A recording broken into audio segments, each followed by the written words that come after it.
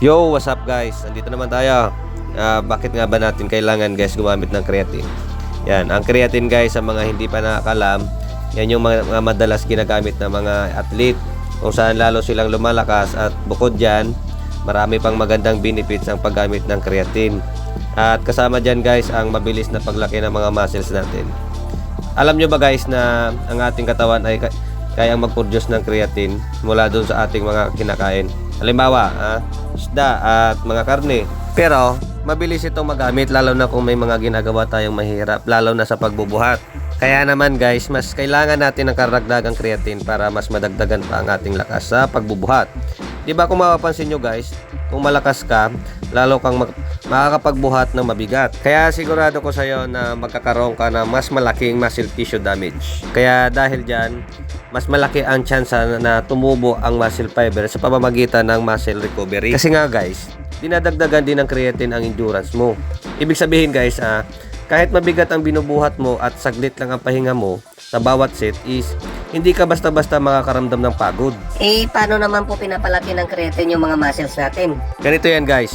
Bukod kasi sa mga sangkap nito na tumutulong sa pagpapalaki ng mga muscles natin at recovery, creatine kasi guys, siya yung pumipigil ng tubig sa ating katawan, lalo na sa ating muscles. Dahil guys, yung muscles natin ay binubuo ng malaking porsyento ng tubig.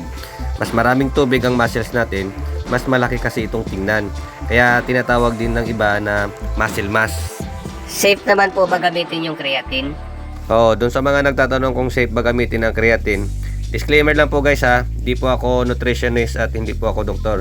Based on my experience lang po at based on my knowledge, mas mainam na kumonsulta kayo sa mga expert. Sinishare ko lang po yung creatine na dahil matagal ko na itong ginagamit at iniinom. Guys, ang creatine po is matagal na pong ginagamit ng mga athlete sa buong mundo.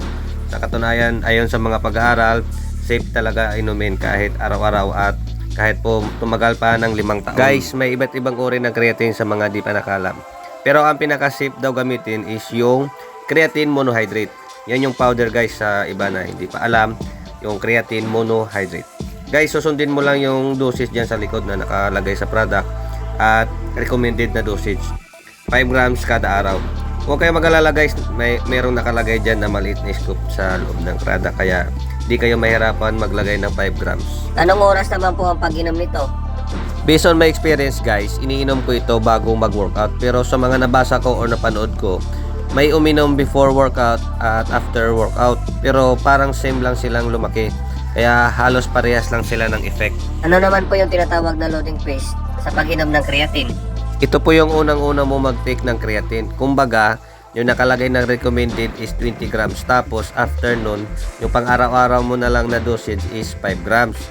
Ito yung nalilito ka sa 20 grams sa loob ng isang araw. Hahatiin mo yan sa 4 na beses. Gawin mo lang yan sa loob ng 5 to 7 days lang dapat. Pero ako guys, ang ginagawa ko is loading phase is yung 20 grams ay ginagawa ko lang sa loob ng 3 araw. Tapos yung 5 grams, yan yung araw-araw ko na iniinom. Yun bang tinatawag na maintenance. Pwede po bang gamitin ang creatine sa pag-cutting or bulking? Alalahanin nyo guys na ang pag-inom ng creatine is hindi nakakadirect na nakakatunaw ng taba, kundi nakakapagpalaki pa siya ng muscle. At kung malaki yung muscles mo, mas marami kang masusunog na calories. At pag nag-take ka pa ng creatine, mas tumalakas tayo, di ba?